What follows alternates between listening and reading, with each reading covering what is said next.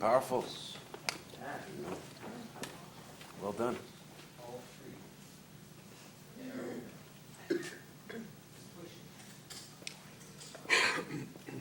Very cool. Very cool. There you have it. There you have it, folks. All right.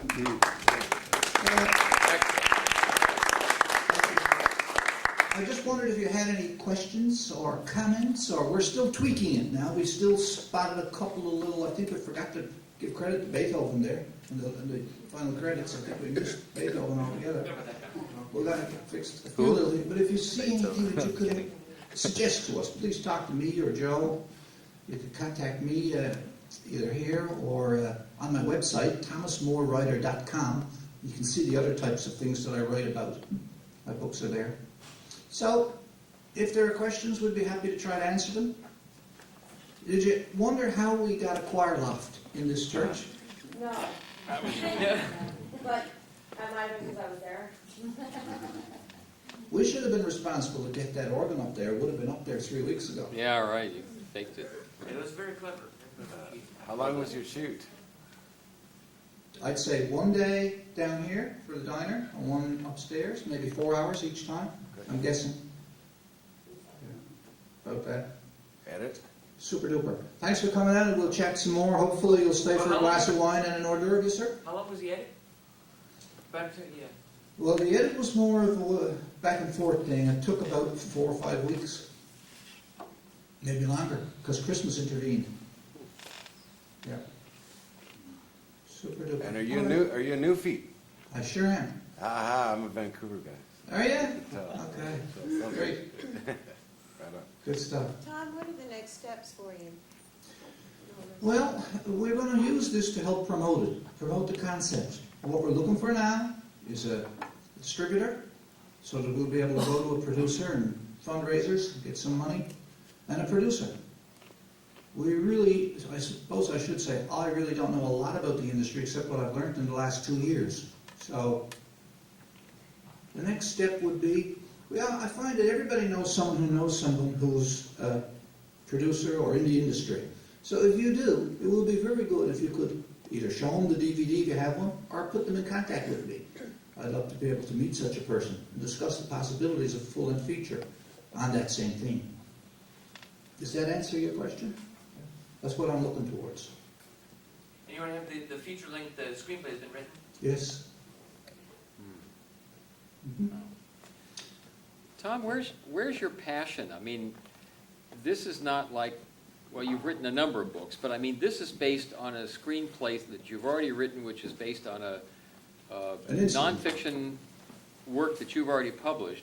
So is your passion just to get this one story told, or is your passion elsewhere?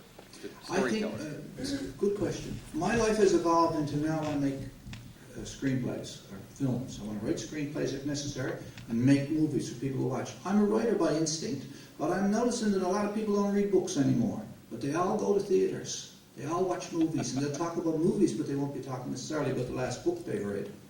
So I think I'm called in that direction. I was in another desert over in Doha in Qatar, where I was a college instructor, communications, for the past 5 years, when I realized it was time to make another move and come here.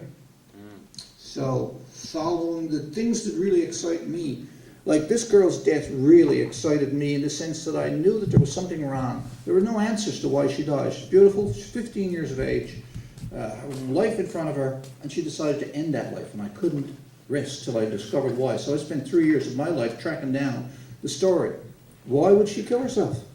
She was in my class one June. When we come back to school this is high school where I was working. The next September when I come back, September, they're taking her body out of the harbor and no one can say why. What happened? I found it unacceptable. And it turned out she was a foster child. It turned out there were no parents involved. I started my research and I met her parents. Both were alcoholics. Both had all their children. She had siblings who were taken away by social services. They'd get them back, taken away again on the next big drunk. So my book led me in different directions. Then the government changed in Newfoundland. There had been a scandal in an orphanage, best way to put it, a Catholic orphanage.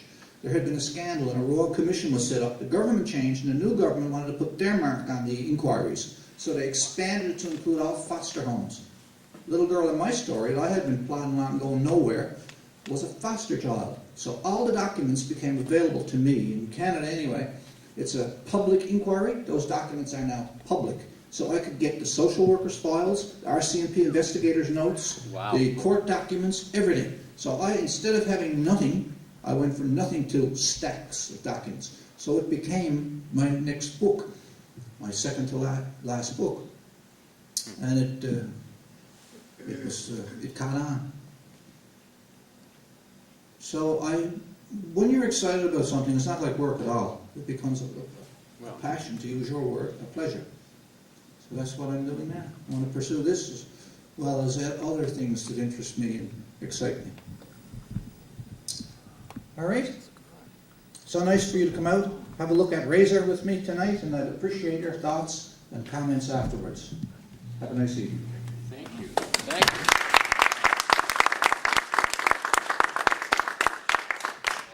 Jessica, yeah.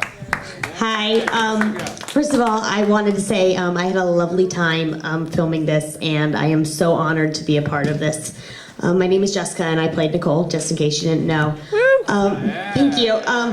But also, I also want to let you know that I'm doing a show right now called Sunday in the Park with George. Many of you might know the show. But we're doing it at Still Hungry Theater over at the complex. The Dory Theater over at the complex in Santa Monica. I'm so bad with directions. In Hollywood, yeah. So it's only like 20 minutes from here. On Santa Monica in Hollywood. Yes, that's what I meant to say. And so I just want to let you all know that because it's a wonderful show. It's only going one more weekend. We just started this weekend. It's a very short run, but it's really a wonderful show, and people have been having a wonderful time at it. It's just really, really fun and really interesting. It's by Stephen Sondheim, in case you know him. So yeah, it would be wonderful if you could come see it if you would like to. I just want to let you know the information that it's there. So it would be lovely to see you there, and that's it. Thank you. Thank you. Yeah, go for it, Tobias.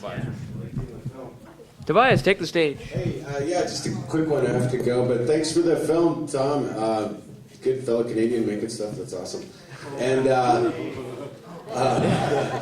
anyhow, I have a studio down the street with some friends. It's studio5216.com at 5216 Hollywood Boulevard. And every Sunday around 8 o'clock, we have live music, live bands, and they're pretty mellow, unplugged, kind of rock and roll. Sometimes girls, singer-songwriters, a girl on the piano, a girl on the guitar, really mellow.